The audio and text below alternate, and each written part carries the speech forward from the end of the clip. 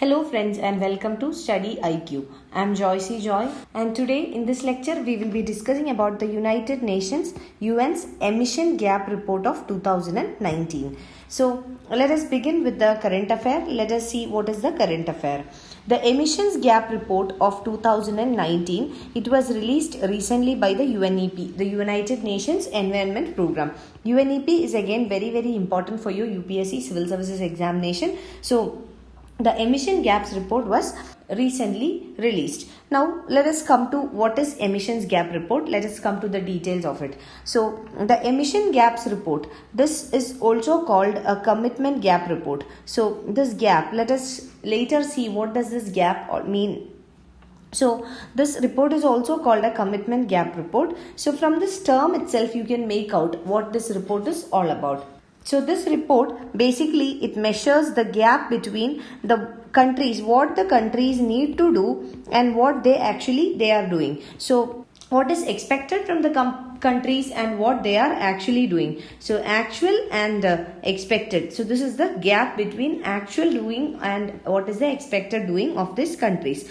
Now in order to tackle the climate change. So what is expected from the countries to tackle the climate change and what countries are actually doing to tackle the climate change. So this gap is measured in this report, emissions gap report or commitment gap report.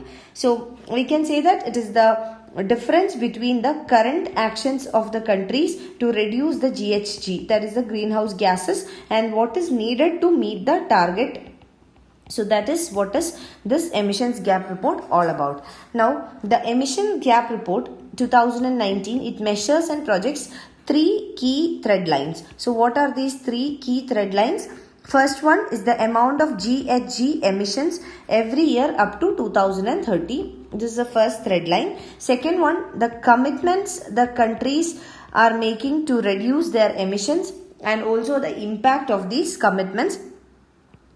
So how these commitments will help in reducing the GHG or the emissions. Now the third thread line is the pace at which these emissions must be reduced in order to reach an emission low, that is to meet the targets. So these are the three thread lines. So first one is regarding the amount of greenhouse gas emissions, second one about the commitments, and third one the pace that must be adopted to reach the targets. So these are the three things that this report measures. Now the report also identifies key opportunities for each country to increase the pace of emission reduction and how these countries can achieve the target. So this is also measured in this report. Now this is briefly about the emissions gap report. Now let us come to the highlights of this report. The 2019, that is a recent report, presents the latest data on the expected gap in 2030 for 1.5 degrees Celsius and 2 degrees Celsius temperature targets for the Paris Agreement. So it measures or it presents the latest data on the expected gaps. We have already seen what is the concept of expected gap. That is what the country needs to do to achieve the target in order to tackle the climate change and what the country is actually doing in order to tackle the climate change. So this gap, this is measured in this report. And the report says that even when we consider the Paris pledges, that is the agreement made under the Paris Agreement, the world is on track for a 3.2 degrees Celsius temperature rise. So this is what it is highlighting. So even if we agree to all the conditions under the Paris Agreement, this world, it will still have a 3.2 degrees Celsius temperature rise. Now again, another one, it estimates that there would be 2.7% average annual cut in emissions from 2020 to 2030 for temperature rise to be continued at 2 degrees Celsius. So annual cut, it estimates that it should be 2.7% in emissions. So annually a 2.7% reduction or a cut in emissions is required to keep the present pace at least, that is 2 degrees Celsius temperature rise. Now if 2.7% annual emission cut is required for 2% temperature rise, then what will be required for 1.5 degrees Celsius temperature rise? It should be even more. So according to this report, 7.6% reduction or emission cut is required to keep the temperature rise at a level of 1.5 degrees Celsius. So this is what the report says. Now, those countries which have larger emissions, like for example United States, China, European Union, etc., even India. So those countries which have larger emissions, they will face more challenging demands. So in order to fill this gap or to bridge this gap, the report suggests that the potential of energy transition should be adopted, especially energy transition in power, in transport, in building sectors. So these are the key sectors: power sector, transportation sector and building sector. So an energy transition, that is from non-renewable to renewable energy transition, must be taken. And also it looks at the efficiency in the use of materials, that is more efficient or judicious use of resources or materials, for example iron, steel, cement, etc. So the production of these materials itself causes large emissions. So an efficient and judicious use of these resources will also bring down the emission rates. This is because when the production comes down, the emission rates also will come down. So these are the highlights of the report. Now coming to the climate efforts. So we will see here whether the climate efforts, they are on the right track or not. Now let us take here country specific examples. First let us come to European Union. So in European Union, public pressure was there to act on climate change. So the public pressure to act on climate change is very high, and this led to the working on a legislation to bring about net zero emissions. So there was immense pressure from the public, and this led to considering a legislation to bring down the emissions to net zero levels or net zero emissions. And also the European Union, it is considering an emergency declaration. So this is all because of the public pressure. And the British Parliament adopted a resolution earlier in 2019 in this regard. Now coming to US, United States of America. So the US has initiated the process of withdrawal from the Paris Agreement. So this is very important. US has already initiated its withdrawal from Paris Climate Change Agreement, but there is considerable sub-national support for climate action. Even though it has started working on withdrawal from the Paris Agreement, sub-national level actions are being taken. Now coming to UK, United Kingdom. United Kingdom is responsible for a large share of historical emissions because of Industrial Revolution. Because of the historical factors, UK or the United Kingdom is responsible for large share of historical emissions. So it has turned its net zero 2050 goal into a legal requirement. So in UK, they have made it legal that by 2050 the net emissions will be made zero. So these are some of the climate efforts. Now coming to India, let us see what India can do and what it is already doing. So we have already spoken about the rich countries like UK, US, etc. So for the rich countries, the road to lower emissions, it is mainly through innovation, also through higher efficiencies. This can be done by making huge investments in technology. So for the rich countries, it is possible to invest so much on technologies to adopt innovation in order to deal with climate change. But this cannot be done for smaller countries or low income countries or middle income countries like India. So for countries like India and China, especially for India, what can be done?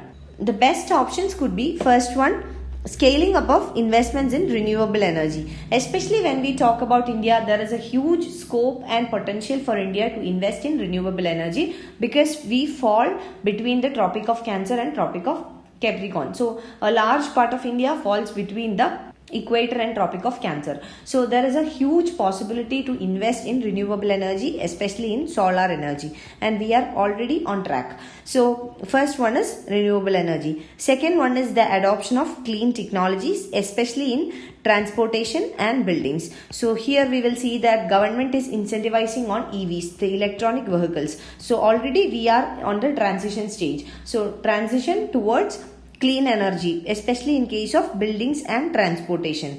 Now, the third best option would be the adoption of greater carbon sequestration. So, carbon sequestration can also be a best option for India.